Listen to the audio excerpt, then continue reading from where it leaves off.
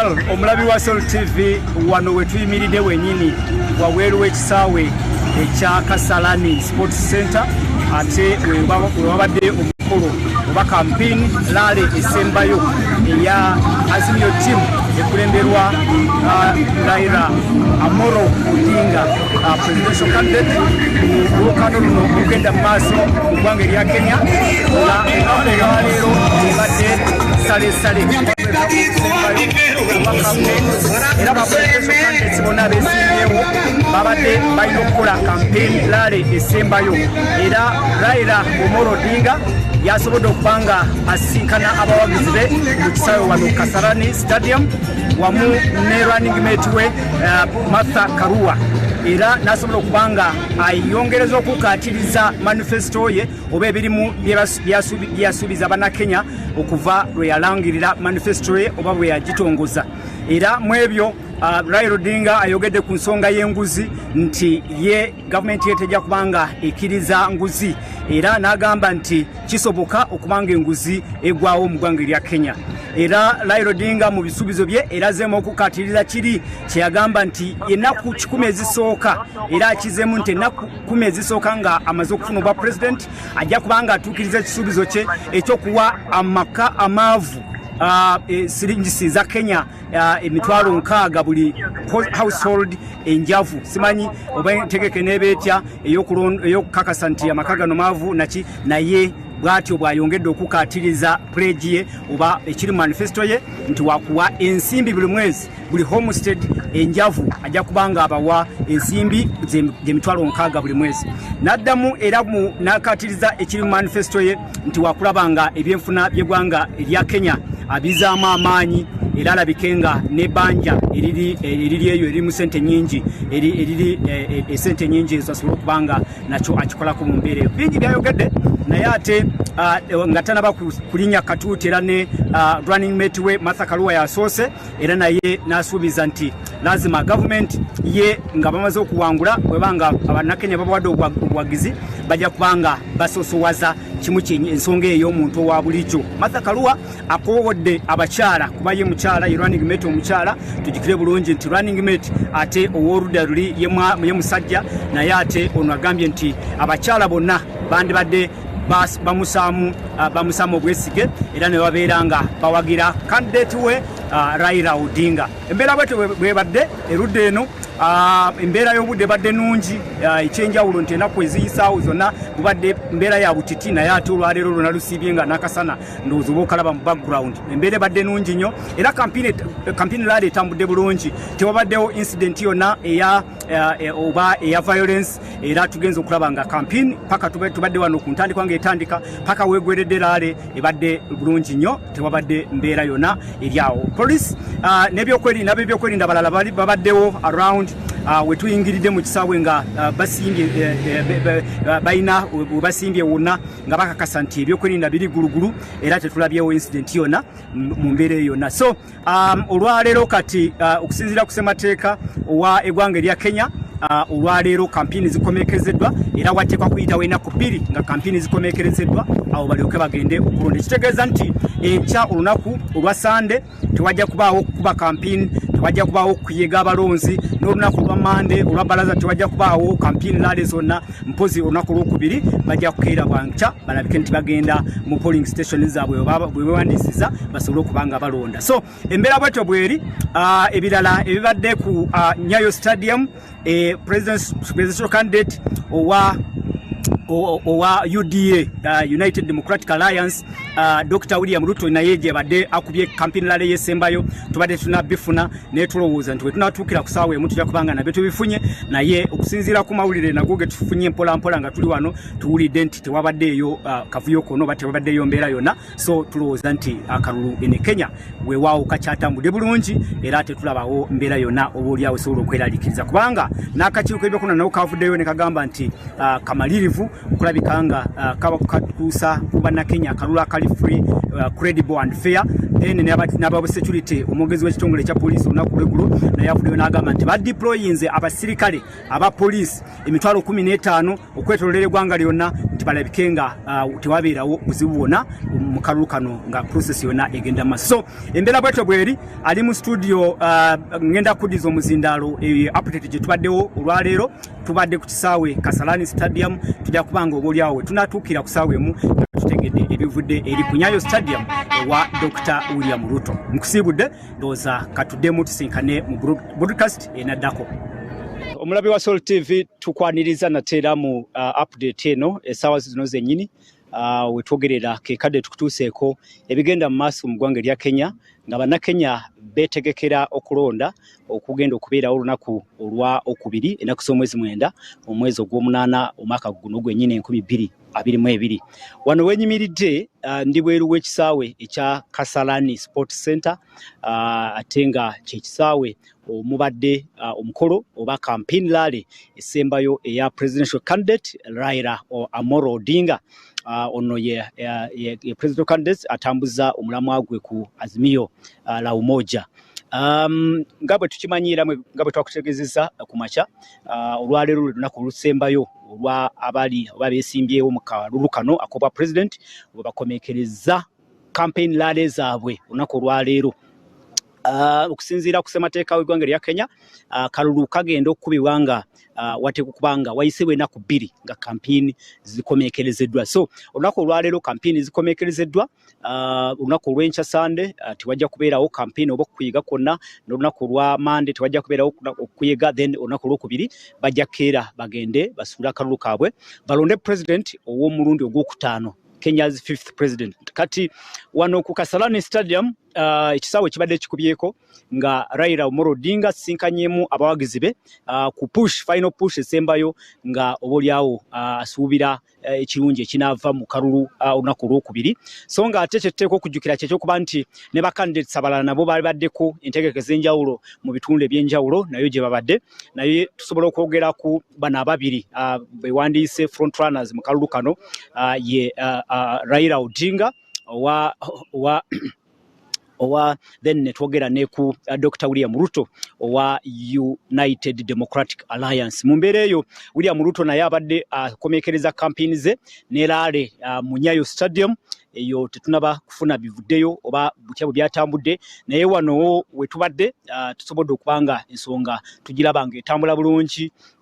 Ze Raila Odinga ze ne running mate we Martha Karua sanze ng'ekisaawe ekikubyeko abantu babadde bangi nnyo, bambadde mu kala zaabwe eza bbulu, ebipande byonna batimbye, TV zonna nga batimbye kimu kyokka bagamba nti kula wa Baba na Martha.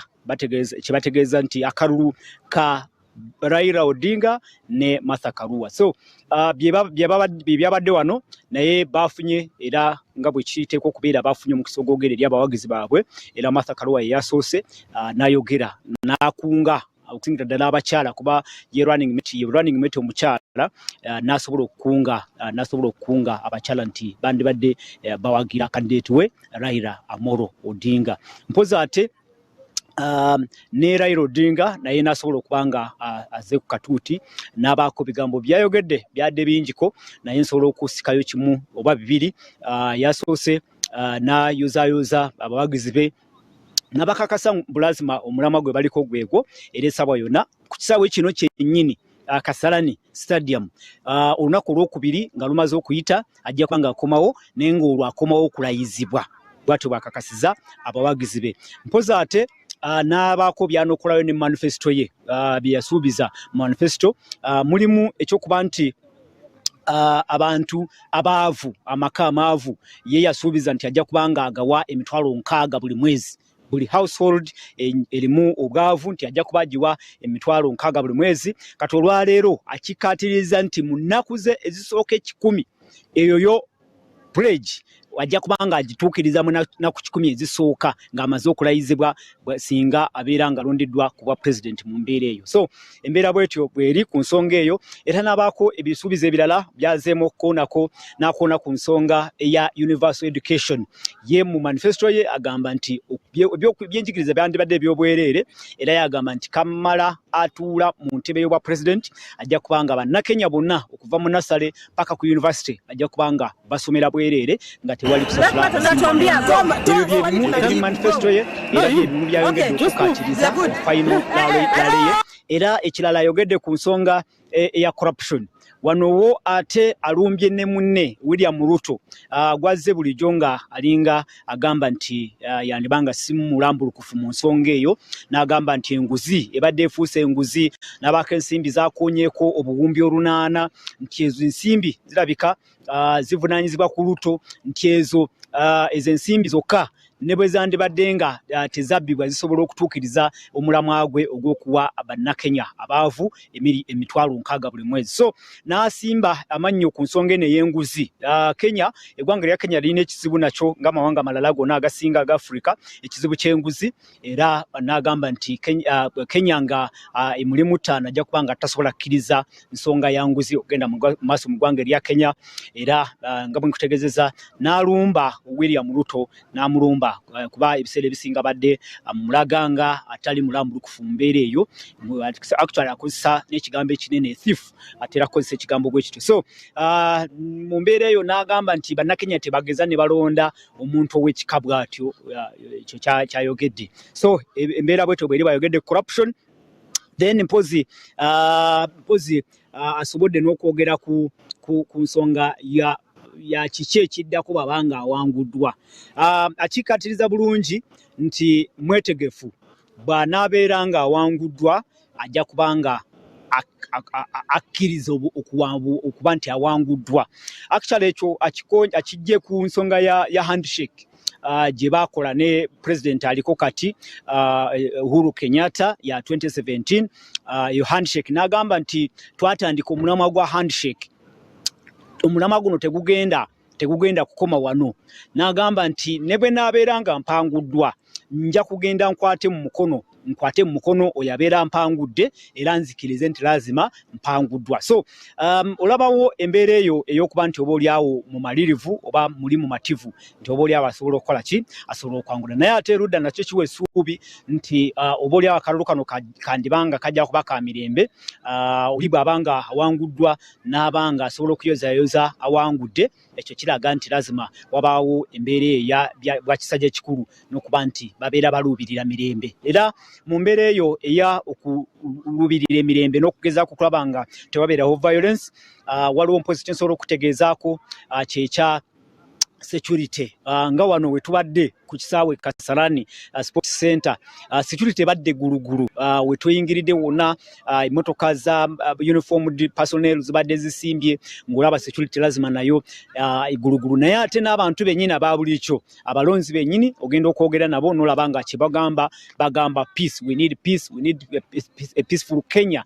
That is what they talk about. So kikuwa ekifaananyi ne kikuwa n'essuubi nti omulundi guno akalulu kajja kuba ka mirembe oba oliawo neera tetumanyi, naye ate tukugamba nti kitulabyeko kitulaga nti abantu bali committed, the Kenyans are committed to peace and to a peaceful election. That's what we can say and that we have seen here. So tujja kulinda okulaba bwe binaatambula, bwe tubanga tweyongeddeyo nkugambye tukyalina ennaku 2 nga tulinze olunaku olwokubiri lutuuke ate tugende mu kulonda. Naye ku nsonga eyo ey'okukuuma emirembe n'okukuuma obutebenkevu waliwo ekitongole ekyavuddeyo awo nekiraga hotspots ezandibanga ziri potential hotspots for violence. Bayogeddemu ekitundu ng'ekya Kisumu, ne boogeramu Nakuru, ne boogera ku Nairobi, Mombasa, n'endala ziri hotspots 6. Naye okusinziira ku b'ebyokwerinda, omwogezi w'ekitongole ekya poliisi olunaku lw'eggulo yavuddeyo n'agamba nti beetegefu bajja kulabika nti bakuuma bannakenya ate babawadde assurance nti bajja kulonda nga tewali kavuyo konna mu mbeera eyo. Yagambye nti bayungudde badeployinze oba bategeka kudeployinga abasirikale abapoliisi emitwalo 15 basobole okulaba nga eggwanga lyonna awali akalulu wonna wabeera peaceful mu mbeera eyo, okulabika nti akalulu kabeera free and fair. Well, abakwatibwako ensonga eyo ey'okulaba nti akalulu nako kabeera free and fair, aba Independent Electoral Boundaries Commission, ekitongole kya akakiiko k'ebyokulonda mu ggwanga lino, nabo batuuzizza press conference olunaku lw'eggulo ne bongera okukikaatiriza nti beetegefu era bamalirivu okulabika nti bawa bannakenya akalulu akali peaceful, credible and fair. So ebibaddewo byonna okusika omugu okubaddewo wabaddewo obuntu obutonotono awo n'agamba nti beetegefu akakiiko kali redde, then n'abadonzi nabo betwogedde nabo bagamba nti bali redde okulabika nti bagenda basuula akalulu kaabwe. Twakulaza ebifaananyi olunaku lw'eggulo ng'abantu mu paaks ez'enjawulo eza baasi badduka bagenda mu byalo naye nga tebadduka nti obaolyawo batya violence, obaolyawo naye nga bakugamba nti tugenda kulonda, twagala kulaba nga twetaba mu ntegeka eno ey'okulonda pulezidenti waffe owokutaano ow'eggwanga lino erya Kenya. So embiranye ebaddewo entonotono, wabaddewo embiranye ku register, bayina printed register, then bayina ne electronic register ey'abalonzi voters register. Wabaddewo embiranye nga aboludde olumu bagamba nti tukozese printed register, abalala bagamba nti tukozese electronic register, naye ate high court enkulu mu ggwanga lino erya Kenya ennaku bbiri emabega yavaayo yavuddeyo nebanga esalawo egoye mu nsonga eyo, era neeragira akakiiko by'okulonda kakozese printed register. Abasinze okisanyukiramu beba kampu ene ya Azimio la Umoja aba Raila Odinga, era ne ku katuuti kenyini bagambye nti tuli basanyufu, era ku mulundi guno Kasita Court yagambye nti tugenda kozesa printed register. Ndowoozawo kyabawadde essanyu, babaddeyo ndowooza balinamu okutya nti oludda luli lwandibanga lulina engeri gyesobola okukozesa ku manipulatinga registers. Era tujjukire mu mbeera eyo waliwo abakungu 5 abakakiiko by'okulonda abakwatibwa oba abateeberezebwa kuba nti beenyigira mu mivuyo egy'okukyusakyusa register mu masaza ery'e Kisumu, mu saza erya masaza galinga 3 era abakungu b'akakiiko by'okulonda 5 omukulu akulira akakiiko by'okulonda olunaku lw'eggulo yavuddeyo n'akakasa nti bo baawummuzibwa nga ekibonerezo ng'okunoonyereza kugenda mu maaso balabike nga batuuka ku ntobo y'ensonga eyo, okukuutiza mu register okwaliwo mu bitundu mu constituency ziringa 2 zokka, constituency ziri 2 ate n'amasaza mu constituency ezo nago matono nnyo, naye ekintu ekyo kyali kiwulikise bubi ne kibanga ekireesewo okusika omuguwa. Bano bagamba nti tukozese register eri printed, kuba printed tusobola okukola ki sinyangu ya kumanipulatinga, naye embeera bwetyo webadde kooti enkulu nevayo nesalawo egoye mu nsonga eyo negamba nti bagenda kukozesa printed register. Era abakulira akakiiko by'okulonda yalangiridde nti essaawa yonna ebikozesebwa bijja kubanga bitambuzibwa kutambula constituency zonna.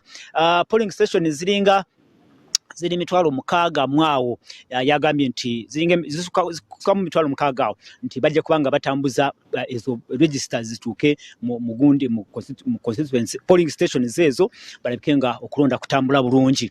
Mpozi n'ekyo sembayo ky'ekyokuba nti voting materials ezimu babadde bazirindiridde zibadde tezituukanga zonna, naye twakitegeddeko nti final batch esembayo eya polling materials ejja kubanga etuuka mu ggwanga lino erya Kenya olunaku olwaleero, olunaku olw'omukaaga olwaleero obunaazibira tujja kubanga tutegedde oba nazo zituuse, then awo tumanye nti buli kimu oba oliawo kyandibanga kiri redde okulabika nti okulonda genda mu maaso ku lunaku olwokubiri. So ekyo kyensobola okuwaako mu kiseera kino kyennyini, kyo kyensobola okukakasa kyekimu ekyokubeera nti Nairobi olwaleero abadde mulungi nnyo, mubaddemu akabugumu, naye ate ennaku ziri we twatuukira wano mubaddemu obutiti bungi nnyo, era ng'okufuluma ebweru nga toyambadde jacket, toyambadde sweta kyabadde kizibu. Naye olwaleero tulabye akasana ne wetuyimirire wennyini akasana kaakano kakola ki lwe kagenda nga kagenderera mpolampola, naye olunaku lwadde lulungi era embeera y'obudde nnungi nnyo erudda eno. Tulindiridde binaatambula weewaawo wenatuukira olunaku olwokubiri. Update bwetusobodde okubanga tukuŋŋaanya olunaku olwaleero ebifudde mu Nyayo Stadium. Dr. William Ruto gyabadde ng'akuba kampeni y'essembayo tubadde tunaba bifuna mu bujjuvu bwabyo, naye nakyo kye twafunyeeko ekitonotono kiraga nti tewabadde incident yonna, tewabadde embeera yonna oba oliawo yeraliikiriza, naye ndowooza ebyo nabyo tujja kubanga tubikutuusaako mu update enebeereddako mu maaso eyo. Amannya gange nze tusiima Paul Kambagalize, olunaku lulungi. Tukyali mu kibuga Nairobi mu ggwanga erya Kenya mwe tujja okubeera paka akalulu kano bwe kanaamala okukomekerezebwa ne balangirira omuwanguzi, awo tujja okusimbula ate tuddeyo mu ggwanga erya Uganda. Weewaawo tubasiibulidde wano banaffe abalabi baffe, weewaawo mubeere bulungi.